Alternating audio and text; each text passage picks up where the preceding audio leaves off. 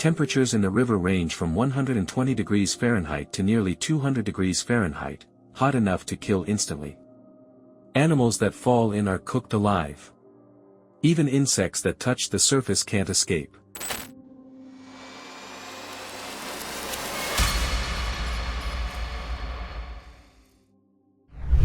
Rizzo discovered that the heat comes from deep within the earth. Rainwater seeps far underground, gets superheated by geothermal energy, then resurfaces in the riverbed.